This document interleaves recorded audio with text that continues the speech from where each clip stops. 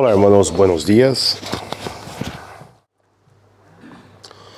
Assim nos diz a palavra do Senhor no Evangelho de Marcos, no capítulo 3, a partir do versículo 7. Mas Jesus se retirou ao mar com seus discípulos e lhe seguiu grande multitud de Galileia e de Judeia, de Jerusalém, de Idumea, del outro lado del Jordão e de los alrededores de Tiro e de Sidom, oyendo quão grandes coisas hacía. Grandes multitudes vinieron a ele. E dijo a seus discípulos que lhe tuviessem sempre lista a barca a causa del gentío, para que não lhe oprimissem, porque havia sanado a muitos, de maneira que por tocar-lhe, quantos tinham plagas caíam sobre ele. E os espíritos imundos, al ver-lhe, se postravam delante de ele, davam vozes, dizendo: Tu eres el Hijo de Deus. Mas ele les repreendia muito, para que não lhe descobriessem. Depois subiu ao monte, e chamou a si a los que ele quiso, e vinieron a ele. Estabeleceu a 12, para que estivesse com ele, e para enviá-los a predicar, e que tivessem autoridade para sanar enfermidades e para echar fora demônios. A Simão, a quem puso por sobrenome Pedro, a Jacobo, hijo de Zebedeu, e a Juana, hermano de Jacobo, a quienes apelidou Boanerges, esto es, hijos del trueno, a Andrés, Felipe, Bartolomé, Mateo, Tomás, Jacob, hijo de Alfeu, Tadeu, Simão el cananista e Judas Iscariotes, el que lhe entregou. E vieram a casa. Amém? Vamos orar, pedir a bendição do Senhor, uma vez mais, para a predicação de hoje. Senhor, te damos as graças por o texto bíblico, te damos as graças por o Evangelho de Marcos e por tua revelação.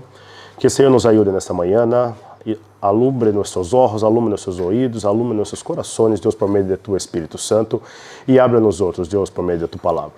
Ajuda-me nesta exposição, que tudo seja hecho para tu glória, Senhor. Que eu simplesmente seja um canal de transmissão de tu palavra e que tu nome seja grande em nosso meio. Bendiga cada um de meus irmãos que estão aqui hoje e cuide de nossas vidas, Senhor, em nome do Senhor Jesus. Amém.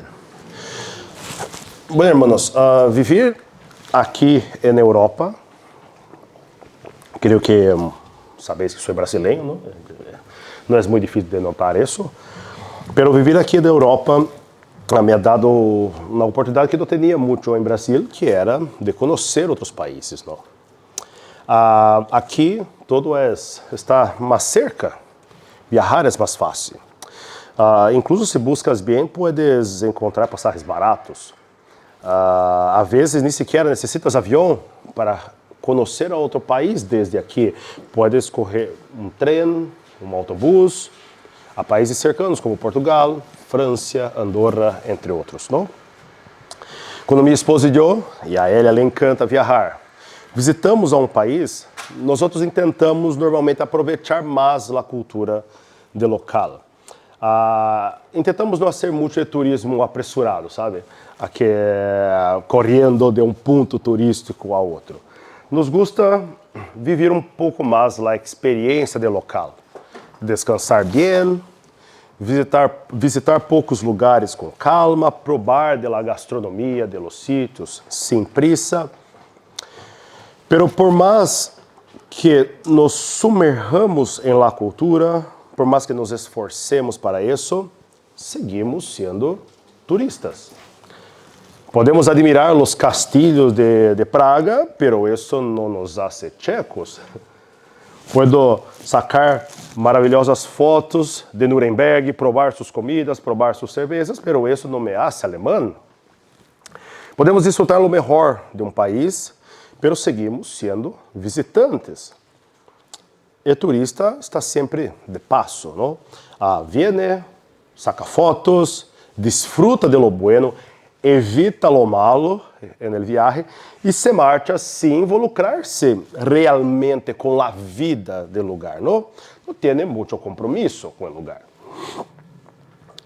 Pero um residente é distinto. Se tu resides em um país, a coisa cambia de sentido. Viver em um país significa muitas vezes não aceitar simplesmente lo bueno, pero lo malo que há ali, lo difícil também. Pagar impostos, aprender um outro idioma, adaptar-se a uma nova cultura, enfrentar os problemas do dia a dia da gente. Um residente não só desfruta de viver em um sítio, um residente se compromete onde está. Algo parecido ocorre no texto que temos hoje aqui nesta manhã, hermanos. Há dois tipos de pessoas que se acercam a Jesus no texto. Por um lado, podemos chamar os turistas espirituais, aqueles que vêm a Jesus para aproveitar de lo bueno, sanidade, milagros, bendiciones. Se acercam buscando lo que podem obter, pero sem compromisso. São espectadores. Vêm, recebem e se marcham. Não têm a intenção de quedar-se nesse sítio. Pero, por outro lado, estão o outro grupo de pessoas, podemos chamar de los cidadãos de um reino, os verdadeiros discípulos. Han sido chamados por Jesus, han dejado todo para seguir-lhe, e não só estão de passo, sino que han hecho de ele sua morada. Assim como os residentes de um país aceitam não só o bueno, sino também os desafios de viver ali, os discípulos de Cristo não só buscam os benefícios, sino a Cristo mesmo. Sabem que seguir a Cristo implica renúncia, implica também sacrifício. Jesus não busca turistas, sino residentes. Não quer gente que só está de passo, sino discípulos comprometidos. Ele não pede só uma parte de nós outros, não pede todo, nossa vida, nossa entrega, nossa obediência. Assim que antes de entrar no texto, que quedemos com uma pergunta em nossas mentes. Somos turistas espirituais que buscam a Cristo só por la buena experiência que Ele pode dar-nos? Ou somos residentes, discípulos comprometidos, chamados a viver em entrega total a Ele? Hoje veremos que o verdadeiro discipulado, irmãos, não é só seguir a Cristo como a multitud hace, sino também significa ser chamado por Ele, estar com Ele, ser enviado por Ele. O texto que temos hoje, irmãos, é a continuação de lo que hemos considerado nas predicações anteriores do Evangelho de Marcos. Se os acordáis, Marcos nos mostra desde o início do ministério de Jesus que ele teve uma vida difícil, que as coisas não eram fáceis para nosso Senhor. Através de los 5 conflitos relatados desde o capítulo 2 até o começo do capítulo 3, Marcos nos apresenta a tensão crescente entre Jesus e os religiosos de seu tempo, hasta que estes conflitos culminam, como vimos no último sermão, em um plano para matar a Jesus. Pero, a pesar da persecução, ela não impede o ministério de nosso Senhor. Jesus segue com sua missão. E se por um lado a oposição era grande contra ele, por outro, sua fama também crescia.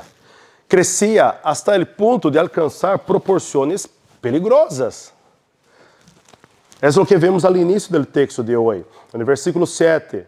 Mas Jesus se retirou ao mar com seus discípulos e lhe seguiu na grande multitud de Galileia, de Judéia, de Jerusalém, do Meia, do outro lado de Jordão, e de los arredores de Tiro e de Sidom. Oyendo quão grandes coisas hacía, grandes multitudes vieram a ele. E dijo a seus discípulos que lhe tuviessem sempre lista a barca a causa del gentil, para que não lhe oprimiessem. No texto anterior, Marcos nos dijo que Jesus estava na sinagoga, provavelmente na cidade de Cafarnaum, e ali, tras sanar al hombre com mano seca um dia de sábado, os fariseus tomavam conselho com os herodianos para matá-lo. Cafarnaum era uma das várias cidades situadas em la orilla del mar de Galileia, especificamente na costa norte deste mar. Outras cidades importantes no ministério de Jesus também estão em la orilla deste mar, Betsaida, Magdala, Gadara, alguns exemplos. Aunque ele é chamado de mar, não é realmente um mar. O mar de la Galileia, na verdade, é um grande lago de agua dulce que está ali no norte de Israel. O texto então nos diz que Jesus, provavelmente para alejar-se da persecução, da crescente oposição religiosa dentro da sinagoga, ele se retira com seus discípulos e camina então em direção ao sul e em direção ao mar. Pero Jesus e seus discípulos não estão solos, les seguiu também uma grande multitud, não só de Galileia, que era a região onde eles estavam, sino também de Judeia, que estava ao sul de Israel, Jerusalém, a capital de Judeia, de Idumeia, que anteriormente era Edom, de las regiões do outro lado de Jordão, provavelmente cerca de Decápolis, no sureste, de arredores de Tiro e Sidom, que estão no noroeste. Por que Marcos está citando esses lugares? Não? O evangelista quer ensinar-nos o tamanho da influência de Jesus aqui. Não falamos de um pequeno grupo de seguidores. Sua fama já se estendia a 200 quilômetros de distância. É muito provável que havia pessoas que caminaram 8 dias solo para ver a Jesus, solo para estar ali. Por 2 vezes, tanto no versículo 7 como no versículo 8, Marcos enfatiza que ele seguiu uma grande multitud. Hermanos, não pensemos em aquelas imagens infantis que vemos em alguns livros de niños, de Jesus caminhando tranquilamente com os 12, com algumas ovelhitas a seu redor e uma brisa suave por las calles de Galileia. Não era assim. Não estamos falando de 30 pessoas seguindo-lhe ordenadamente.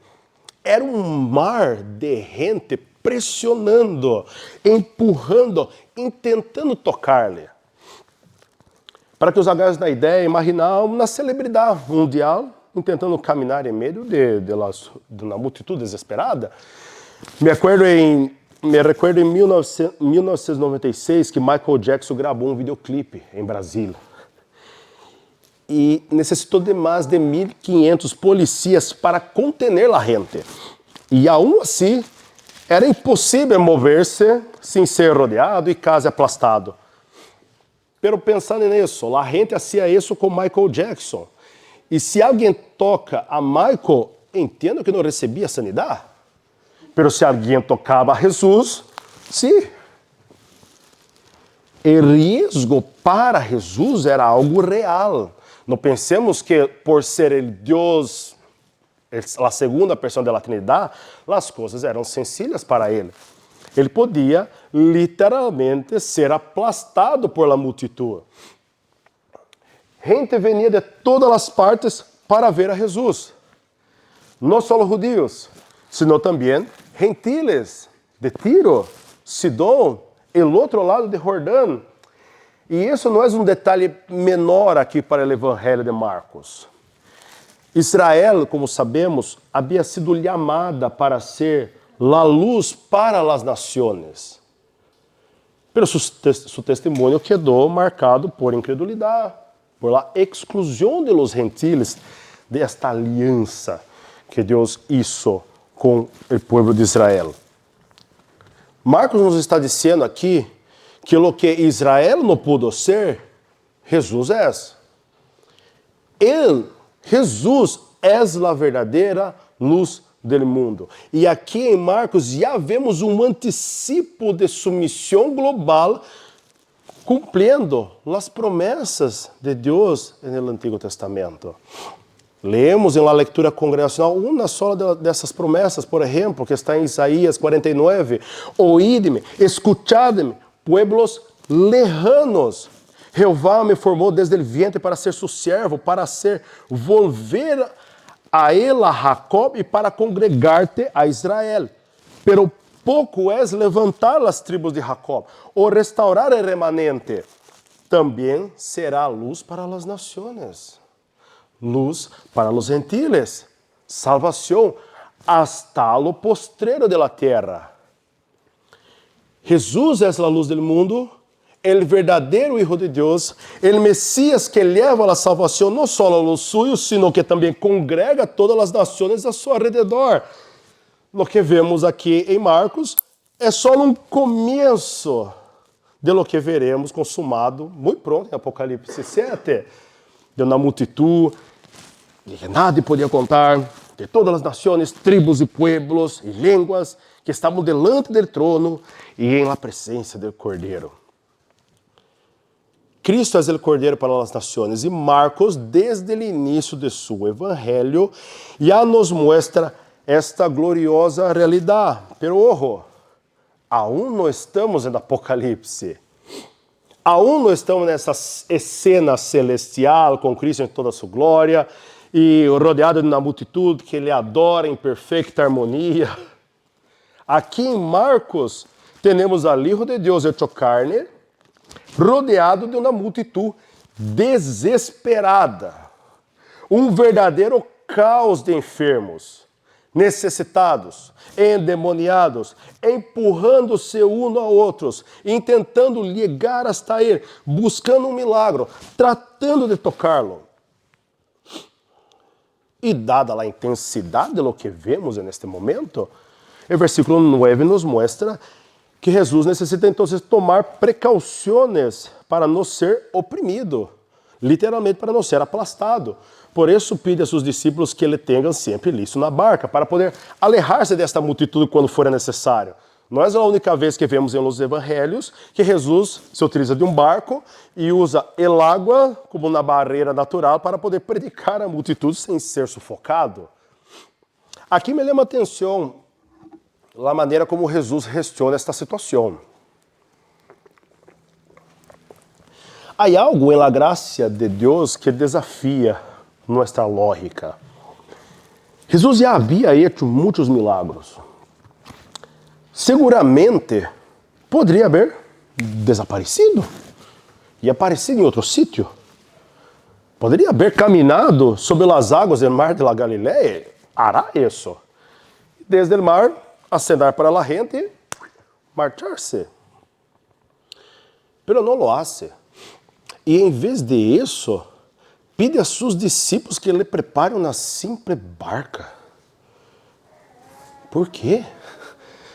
Porque Jesus, que não necessita de nadie, invita seus discípulos a fazer algo que ele mesmo podia hacer sem ajuda. Porque assim é Deus. Porque Deus é assim. Desde o princípio da história bíblica, Deus sempre ha invitado a seu povo a participar de sua obra. Não porque nos necessite, sino porque quer relacionar-se com os outros. Deus poderia haver sacado o povo do Egito sem Moisés, conquistado Canaã sem Josué, anunciado sua mensagem sem os profetas, ou salvado a los perdidos sem a igreja, pero não lo hizo. E não lo hace. Deus, em sua graça, chama os suyos a ser parte de sua missão. E que privilégio! Que maravilhoso é saber que o Senhor do universo nos chama, nos involucra, se relaciona com nós outros, nos permite a ser parte de sua obra redentora. Há muitos que dizem: se queres algo bem hecho, hazlo tú mesmo. Pero Deus não é assim. Vemos que Cristo não é assim. Ele, sem necessitar, invita os discípulos a ser partícipes de seu plano, al igual que Deus isso com outros no Antigo Testamento, al igual que Deus hace com nós outros e na igreja, por toda a história, invitando-nos a participar de sua obra. Sin embargo, muitas vezes nós outros não hacemos o mesmo. Há quienes creem que nadie mais pode fazer o ministério como eles. Há outros que têm medo de perder sua posição, seu reconhecimento, o lugar que estão. Há outros que não delegam, não ensinam a outros, não abrem espaço para que outros cresçam no serviço a Cristo. Pero se Jesus o Senhor soberano invitou a seus discípulos para participar de sua obra, quem somos nós outros para crer que podemos ser todos solos? Nos cremos melhores que Jesus? Pensamos que não necessitamos de nada e que podemos levar nossa vida sem ajudas. Nos negamos a relacionar-nos, a pedir ajuda, a compartilhar com outros. É privilégio também de servir a Deus com os outros. É algo que devemos meditar, hermanos. Pero mientras tanto, em la escena que Marcos relata aqui a nós outros, vemos a Jesus rodeado por uma multitud cada vez maior, pedindo a seus discípulos que estuvieran sempre listos da barca para evitar que seja oprimido por la gente. Aqui surge uma pergunta, então. Por que havia tanta gente? Será que a multitud estava interessada em las enseñanças de Jesus? Tinham o desejo sincero de sentar-se a los pés del maestro e ouvir de sua sabedoria. A multitud estava ali para confessar seus pecados, para buscar perdão, para arrepender-se. Que buscava realmente essa multitud ao redor de Jesus? Marcos nos aclara este ponto também. Primeiro que no versículo 8 nos disse que a gente ligou a Jesus porque havia ouído de las grandes coisas que hacía. Uma multitud de curiosos, de pessoas atraídas por seus milagros. Pero também nos disse nos versículos del 10 a 12, porque havia sanado a muitos, de maneira que por tocar-lhe, quantos tinham plagas caíam sobre ele.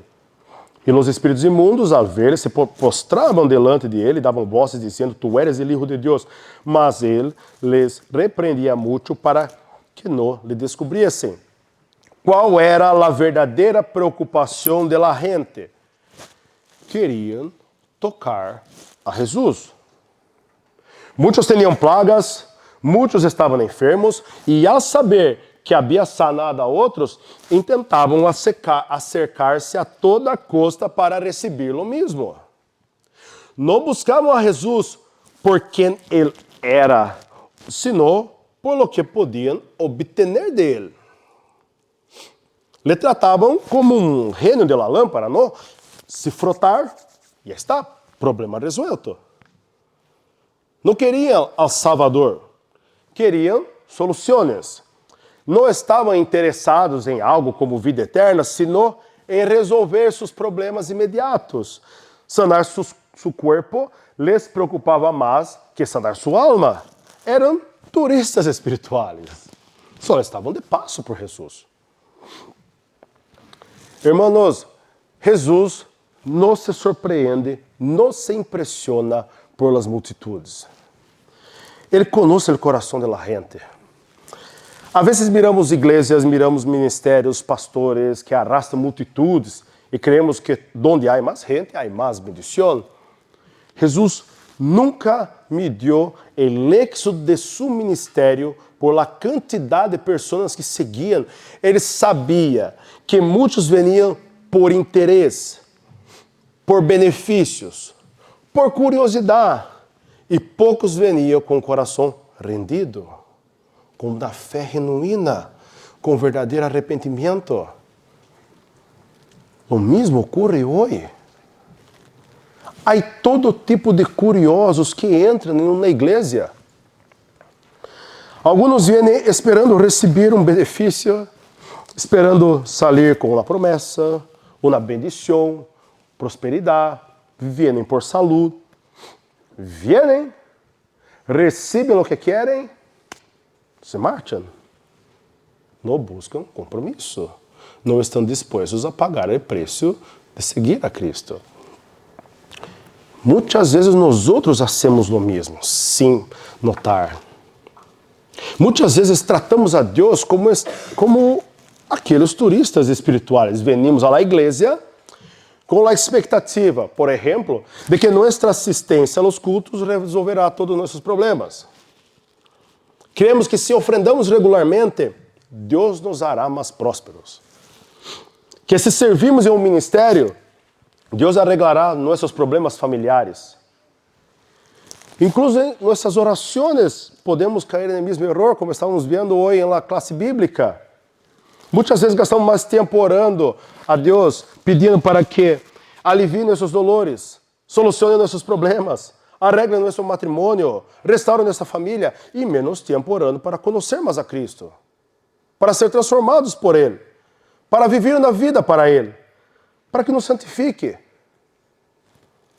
Somos como a multitud, mais preocupados por ele exterior que por ele interior, mais enfocados em lo que podemos ganhar que com quem podemos relacionar-nos, que é justamente com Cristo. Em Lucas 14, quando Jesus vê a grande multitud seguindo-lhe, se volve a eles e disse: se algum não vem a mim e não aborrece a seu padre, e madre, e mulher, e hijos, e hermanos, e hermanas, e aún também sua própria vida, não pode ser mi discípulo. Se estamos mais preocupados por nossas próprias vontades, em lugar de estar dispostos a clavar nossos desejos em la cruz, então não somos aptos para ser seus discípulos. Nossos desejos, nossas prioridades, nossa vida não podem estar por encima de Jesus, se nós somos só no mais em meio desta multitud, de aqueles que só buscam a Jesus por motivações equivocadas. Por que estamos buscando a Jesus?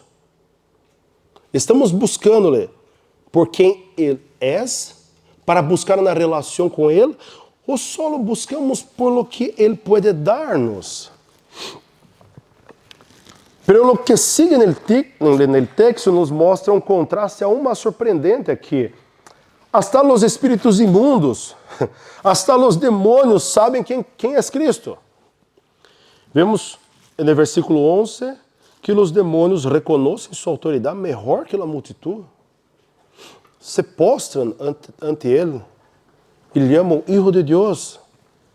A multitud vê a Jesus, pero não le reconoce realmente.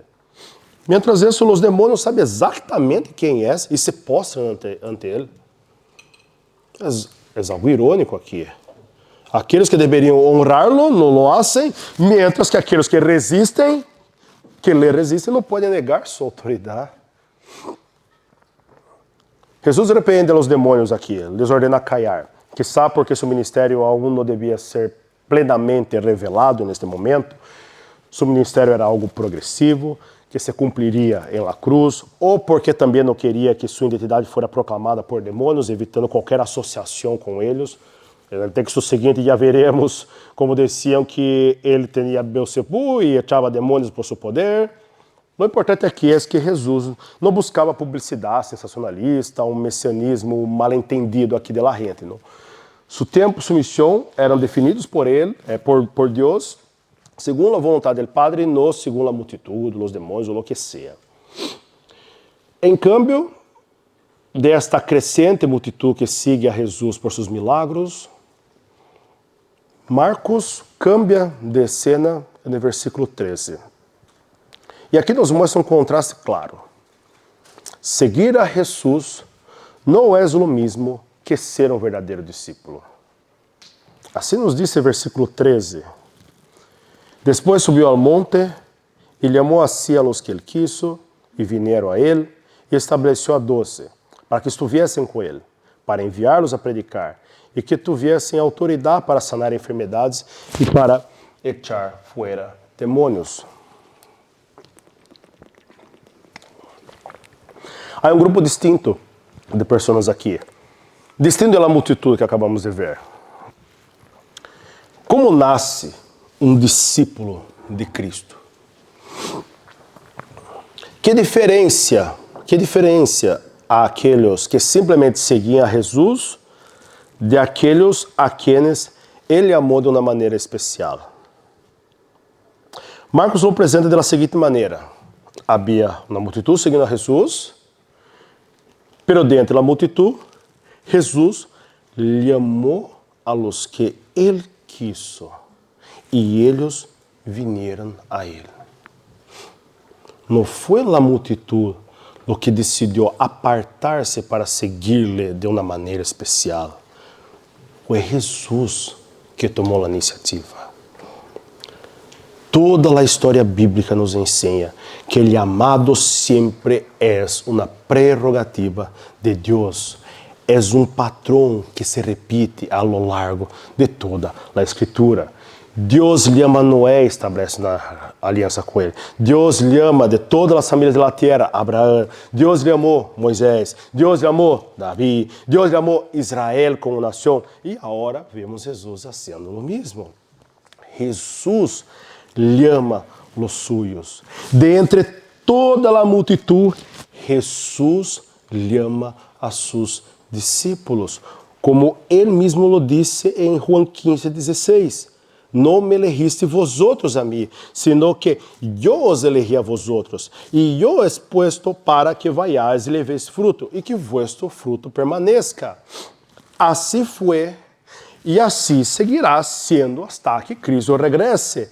Solamente os que verdadeiramente são chamados por Cristo desejam algo mais de lo que a multitud deseja.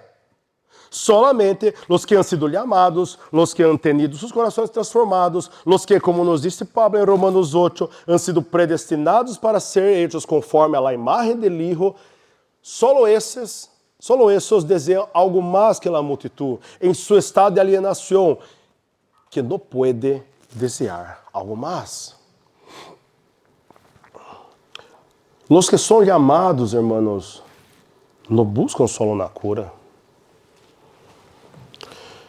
Não buscam solo na restauração física, não buscam solo prosperidade, não buscam superficialidades. Sabem que nada disso realmente significa conhecer a Cristo. Os que han sido chamados por Ele desejam algo mais profundo, desejam uma relação com Ele, caminhar com Ele, ser discipulados por Ele, transformados por Ele, viver para Ele. Não para suas próprias vontades. O primeiro que deveríamos perguntar-nos é o que Marcos nos planteia aqui em primeiro lugar. Por que seguimos a Cristo? Que é o que realmente desejamos? Porque para um verdadeiro discípulo dá igual ser curado, dá igual ser próximo, dá igual se sentir-se bem, dá igual estar em harmonia com sua família. Se não hemos sido realmente amados por Cristo, não desejamos uma relação com Ele. Não queremos conhecê-lo realmente, verdadeiramente. E se não hemos sido chamados a Cristo, não temos esse desejo de conhecê-lo, não temos esse desejo de relacionar-nos com Ele, de que sirve todas as bendições possíveis neste mundo, se al final estamos eternamente alejados de nosso Senhor? Jesus mesmo lo dijo, de que le aprovechará al hombre se ganare todo el mundo e perder sua alma? De que vale tenerlo todo e não haver recebido perdão de seus pecados? De que vale desfrutar de todas as bendições terrenais se al final não vivirás eternamente com Ele? Assim que, se queres saber se eres um verdadeiro discípulo de Cristo, se realmente has sido chamado por Ele, examina tu coração. Se desejas a Cristo mais que qualquer outra coisa, eres um dos suyos. Pero se isso não é verdade, sigue sendo parte desta multitud. Eu te animo a que não sigas como uno más entre la gente. Eu te animo a que te postres ante Cristo, que reconozcas su senhorio, que te arrepientas de tus pecados e confies en Él, porque com a multitud solo há esperança para esta vida, pero não para a eternidade. Eram curados e seguiam morrendo e indo ao inferno. Pode haver bendição terrenal, pero na bendição que te aleja Cristo, de Cristo, é uma trampa, um engano que conduz à perdição eterna. Pero devemos dar graças a Deus, graças ao Senhor, porque a salvação não depende da vontade dos homens, sino desta graça soberana de Cristo.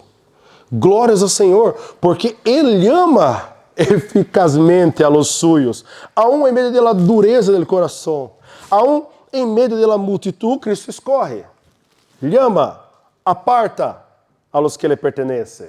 Em meio de uma geração sedenta por milagros, Jesus subiu ao monte e não só llamou a los que quiso, sino que, como nos diz o versículo 14, estabeleceu a 12 também para ser uma missão específica.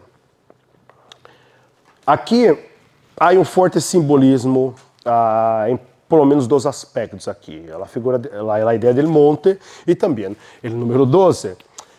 Na Bíblia, os montes são lugares importantes.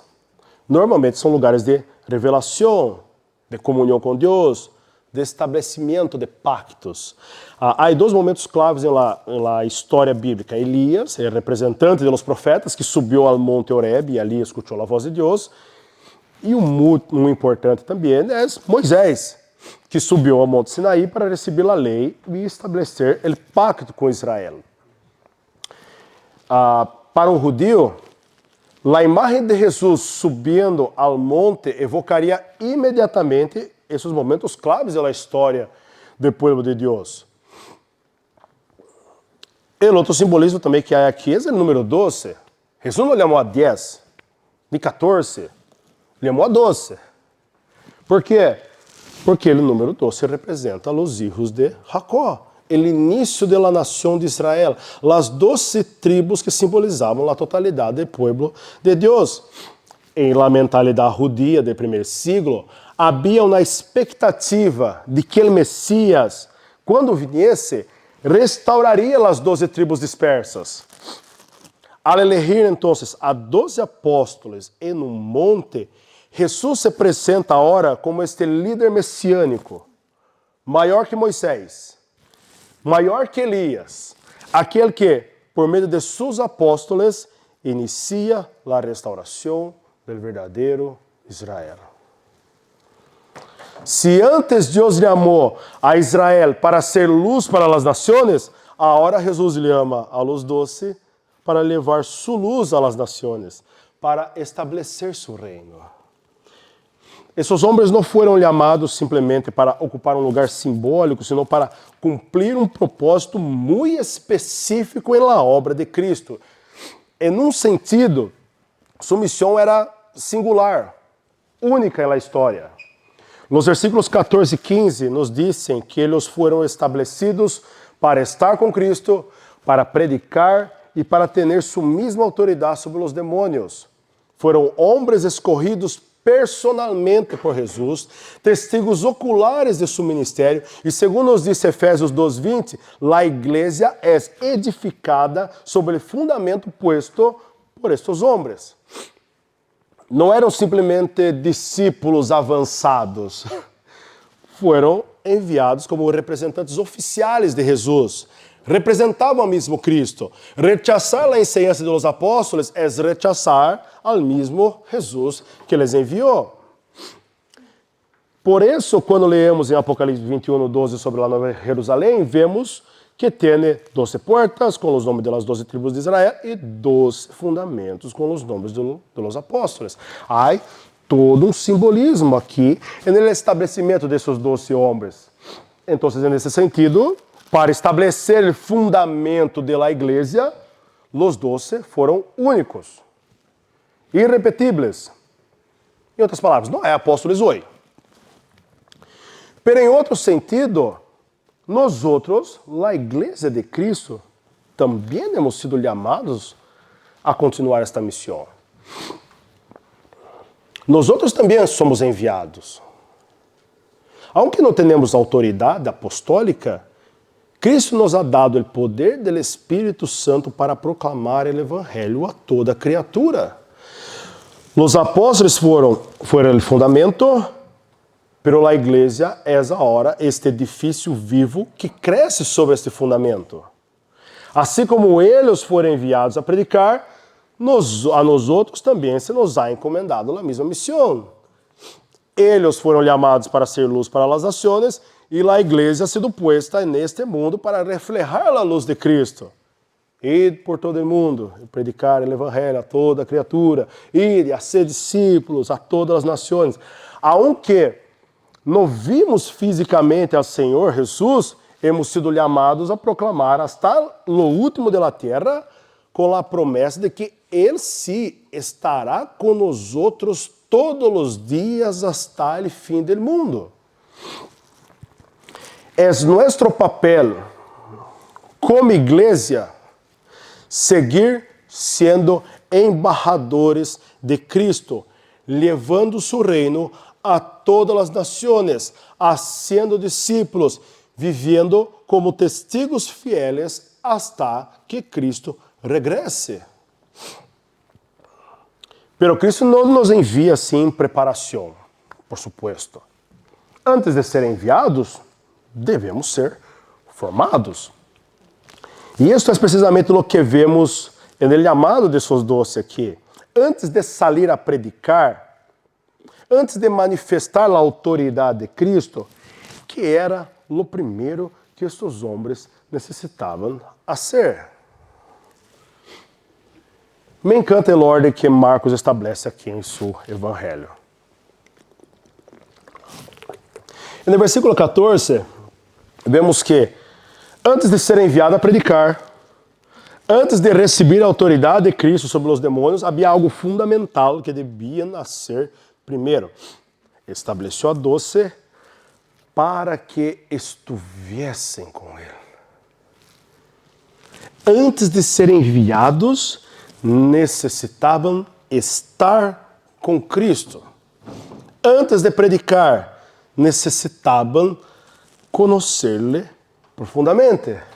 Antes de sair a proclamar o reino, necessitavam viver com Ele, caminhar com Ele, aprender com Ele. Sua formação não começou com estratégias evangelísticas nem com métodos de predicação, senão com uma comunhão profunda com seu maestro.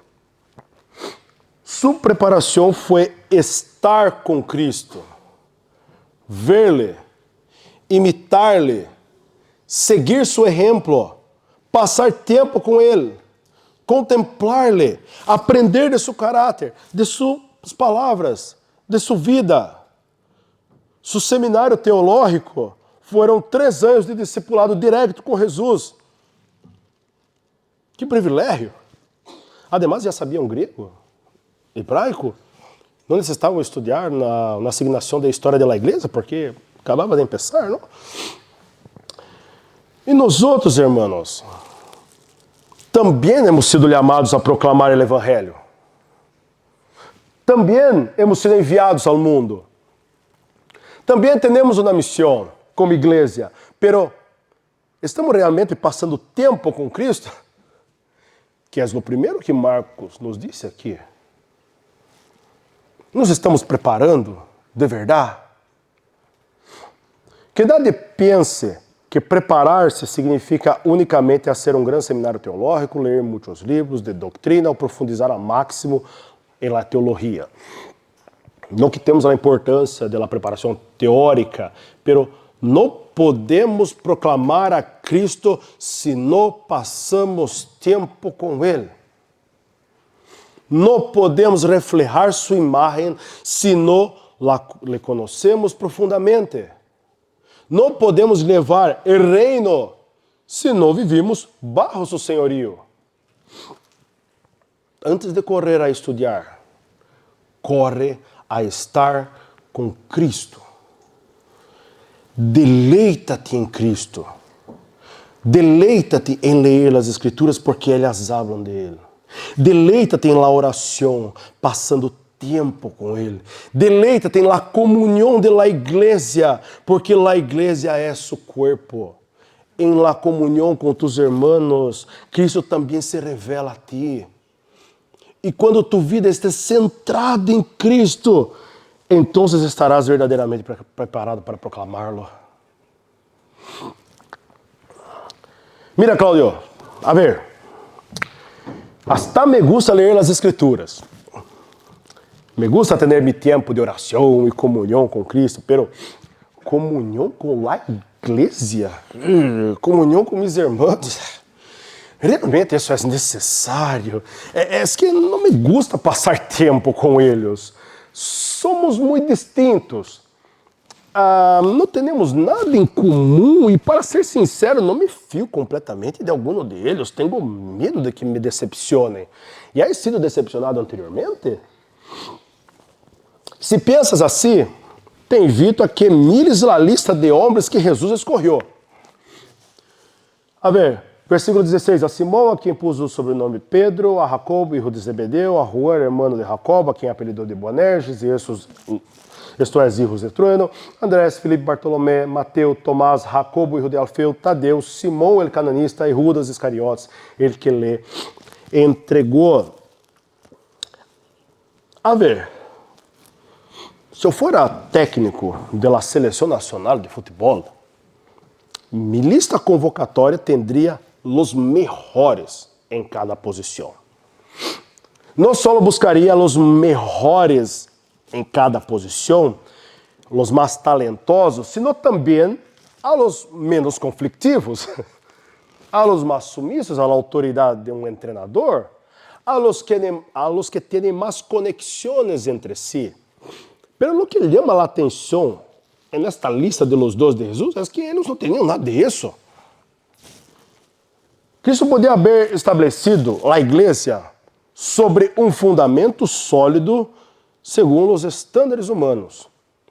Podia haber chamado rabinos, fariseus, expertos de la lei, gente com influência na sociedade, gente com influência no governo. Pero não.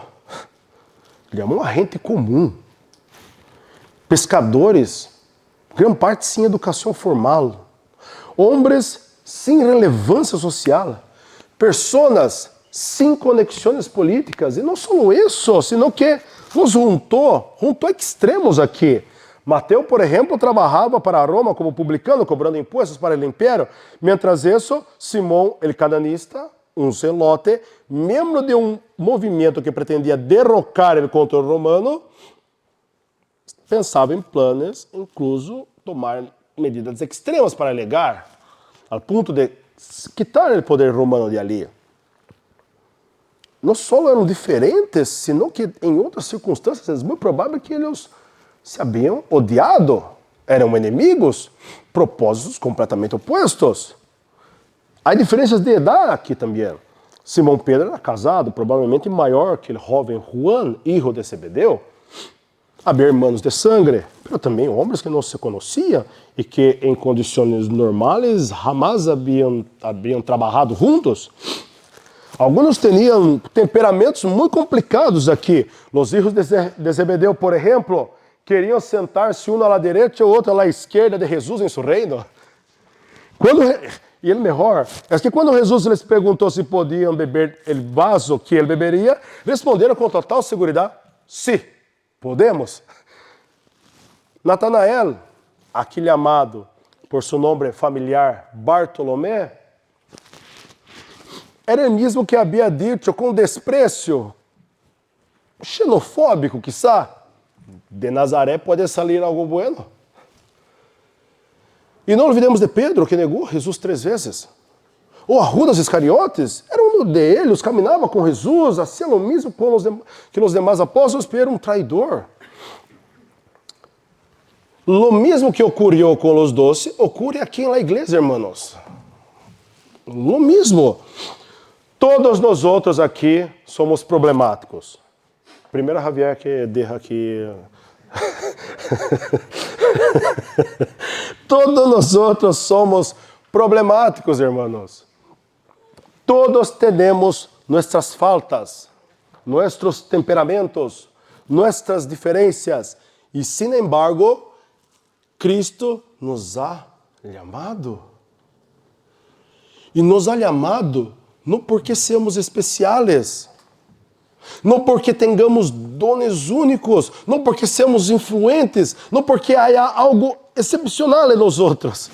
Hemos sido chamados para ser perfeccionados por Cristo, nosso Maestro, para que a glória seja sempre daquele que nos chama e nos capacita, e não de los chamados.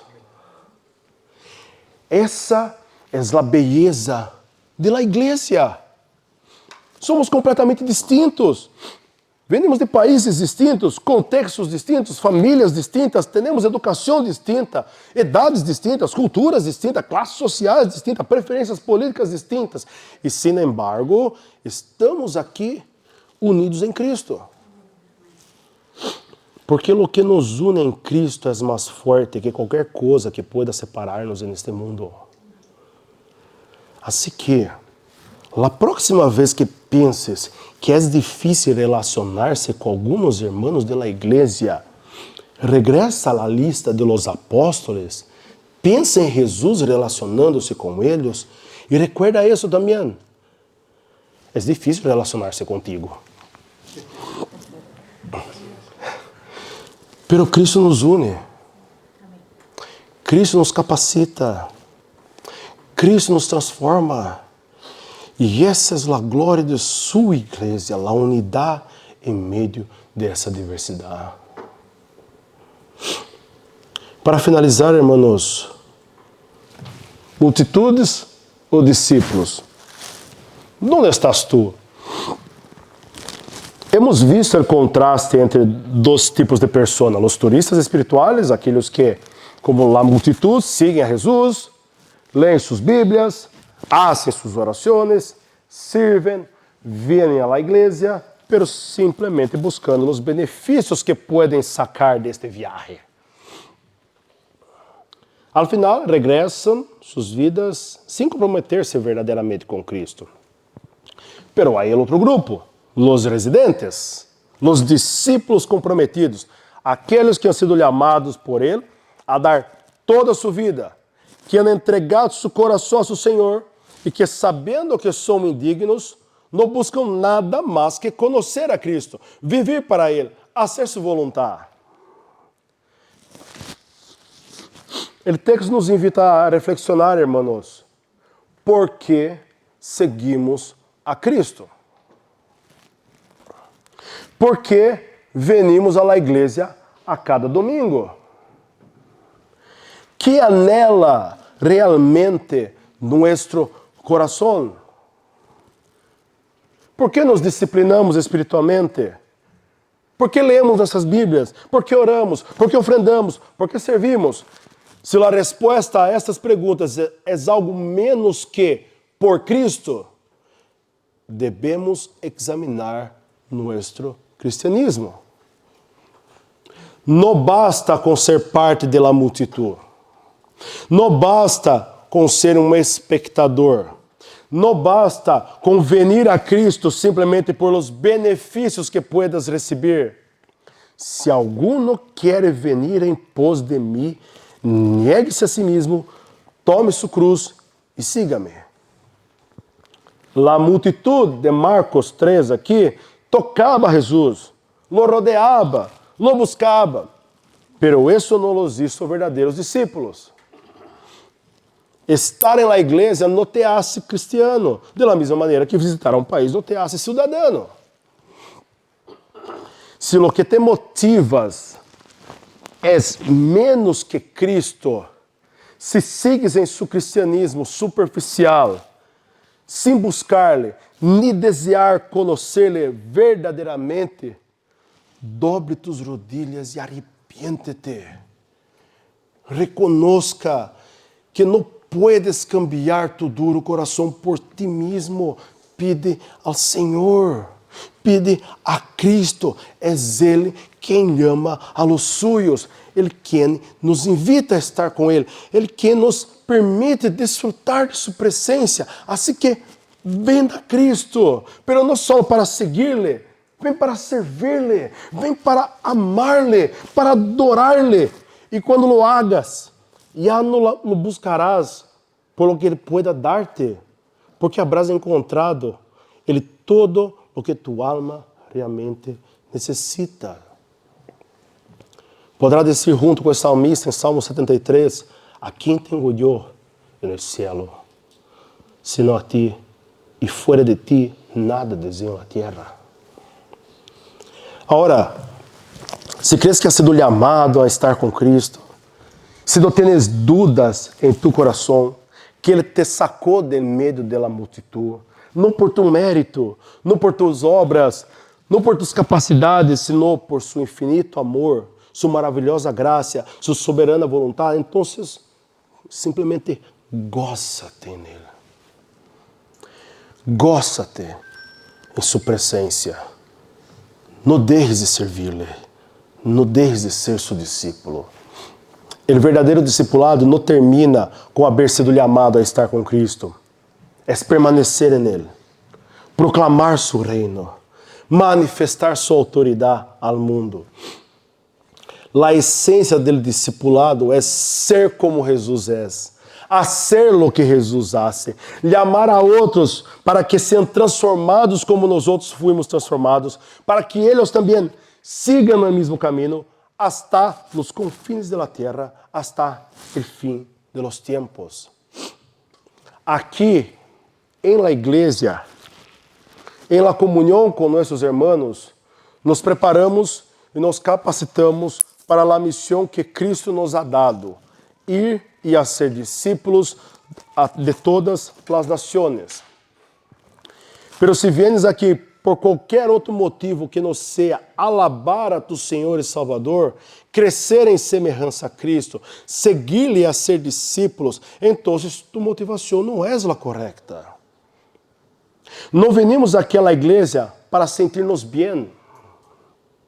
Não venimos só para escutar uma boa predicação, nem para disfrutar da música, nem para passar um bom rato com a gente, aunque todo isso é bueno, importante, aunque lo disfrutemos, não é o fundamental, não é o principal, não pode ser o principal. Nos saciará nossas almas. O que hacemos aqui, como discípulos de Cristo, é ajudar-nos mutuamente a ser cada vez mais semelhantes a nosso Senhor. Nos animamos uns aos outros em la fé, crescemos juntos em santidade, ministramos os sacramentos, ensinamos, exortamos a nossos irmãos a viver como Cristo viveu e chamamos a outros a ser o mesmo. Anelas isto. Anelas estar com tus irmãos, por mais distintos que sejam, para cultivar juntos na relação mais profunda com Cristo. Anelas crescer em oração, em la leitura da palavra, de maneira que puedas cumprir a gran comissão. Assim como me enviou ao Padre, e também eu os envio. Se tu vida não refleja que eres um discípulo verdadeiro, se o evangelho não é o que governa tu vida, é o momento de evaluar tu caminhar com Cristo. Jesus nos chama a proclamar seu evangelho. Como está participando desta missão? Como esta missão afeta a ti no entorno que tu estás? Que tus incapacidades não impidam a obra de Deus em tu vida, da mesma maneira que é Jesus quem ama, é Jesus quem nos capacita. Os apóstolos eram homens comuns, ordinários, com defeitos, debilidades, pero o poder de Cristo, e no poder de Cristo cambiar o mundo. Mi graça te basta, porque mi poder se perfecciona na debilidade. Cristo hace lo que Ele quer com os suyos. Ríndete então completamente em suas manos. Entrega-te a Ele como instrumento para a sua glória. E Ele obrará em ti, através de ti, para a alabança de seu nome. Amém? Amém. Oremos, irmãos. Te damos as graças por esse texto, Senhor. Te damos as graças por saber, Senhor, que tu, em meio de toda a multidão, Deus, que nós outros estamos, tu nos chamaste, Senhor, a ser discípulos tuyos, a estar contigo, Deus.